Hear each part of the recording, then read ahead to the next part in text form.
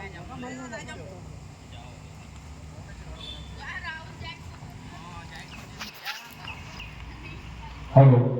প্ৰত্যেকক মহোদয়ক মই দুআষাৰ বক্তব্য ৰাখিবৰ কাৰণে অনুৰোধ জনাইছোঁ।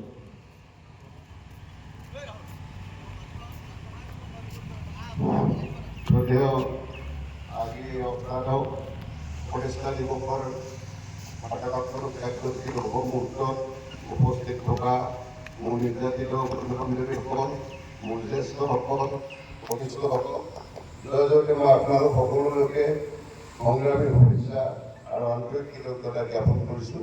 আপোনালোকে জানে যে 2007 চনৰ আজিৰ তাৰিখটোতে আমি নাহৰকটীয়াত এই অনুষ্ঠানটি জন্ম দিছিলোঁ। অসমৰ এক অগ্নিগৰ্ভা পৰিস্থিতিত সন্ত্ৰাস জৰ্জৰিত অসমত নিৰ্যাতিতসকলে কেনেকৈ মুক্তি পাব তাকে লৈ আৰু শ্বহীদসকলক লৈ আমি তেনেধৰণে এই সংগঠনটি জন্ম দিছিলোঁ। আজি আহি অষ্টাদশ প্ৰতিষ্ঠা দিৱসত এই শুভ মুহূৰ্তত আজি আমি উপস্থিত হৈছোঁ। গতিকে আমি আশা ৰাখোঁ এতিয়াও আমি প্ৰতিগৰাকী সদস্যই প্ৰতিগৰাকী বিষয়ববীয়াই আমি একোজন সংগ্ৰামী সত্তাৰ অধিকাৰী। গতিকে আমি কোনোদিন হাৰ নমনাকৈ সমগ্ৰ অসমত বা ভাৰতবৰ্ষত এটি ৰাষ্ট্ৰংগ মজিয়ালৈ আমাৰ এই মঞ্চখন আগুৱাই লৈ যাব লাগিব।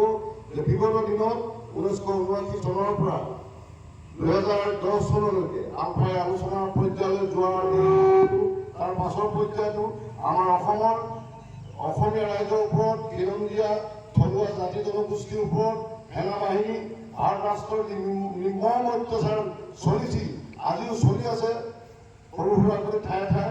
গতিকে এই অত্যাচাৰৰ বিপৰীতে আমি অসমৰ খাটি খোৱা খিলঞ্জীয়া থলুৱা জাতি জনগোষ্ঠীক ঐক্যবদ্ধ কৰিবৰ কাৰণে আৰু আমাৰ সন্মান আৰু অধিকাৰ আজৰি আনিবৰ কাৰণে আমি এই মঞ্চখনৰ জন্ম দিছোঁ।